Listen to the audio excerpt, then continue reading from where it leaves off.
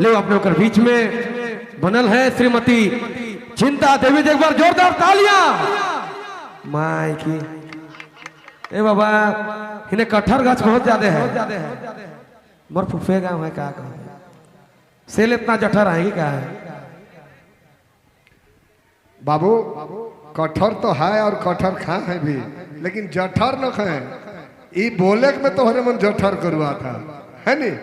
अपने ताली मार पाए कैसे नहीं मार पाए।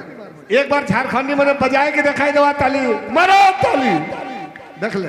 अरे बाबू बुझिस नहीं भाषा बाप बापे हलने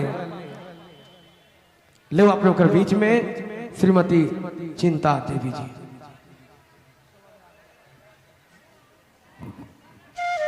हेलो हेलो हाँ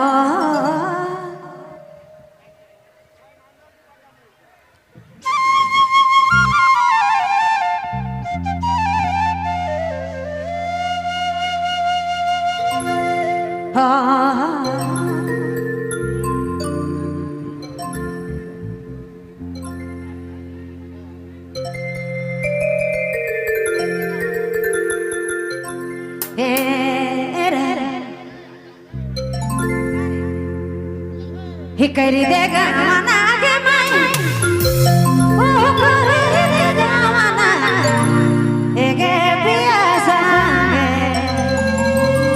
घरा जाबुया भाना के पिया संगे।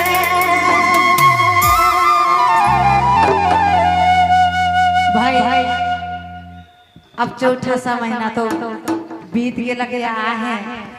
अब हे कन्या बार कर देखा देखी होई हे करी रे गाना हे करी रे गाना ओहो करी रे गाना एक पिया संगे घर जाबू अपन गे